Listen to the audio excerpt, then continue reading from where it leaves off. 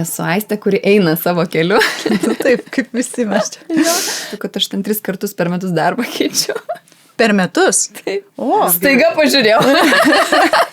Ir tie sakiniai būdavo, kaip adatai į centriuką, tokį, kaip žodžiu, taikinio centrą. toks wow, įplaukė debesis, moks moteriškumo labai kažkaip fainai. Nebebuvo to tokio, žudbūt, žinai.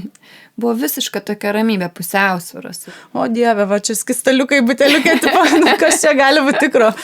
Man tai patikdavo.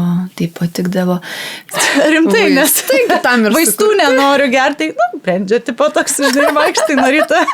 Tu tai nežiūrėk, ką jis rodo tam. Gerai. Tu tai nekreip dėmesio. Pradėjau blaškytis. Vėl. Tai kur čia eiti? Ne dėl to, kad aš šizofrenikė ir skirtingus matau dalykus skirtingais etapais. Labai gražios spalvos. Dar va šitą, aha. Aina, tu aišku daug šneki, tau nebus kada gerai. Tai eik, išsirėk. Aha, gerai. Kai mes esame savo kūne, mes pilnai įkūnijam tai, kas esame. Tu sužinosim, aš paduką galiu padėti. Ar tu boksuojas? Lėkti. Žinau, moteris, kurios boksuojasi. Interpas toks juokingas, be ryšio. Ir Taip. toks nerimas. Tik kartot galiu šitą žodį ir kartot, nes, taip pažįstama. O man nieko. Galvoju, ką tu čia kalbi?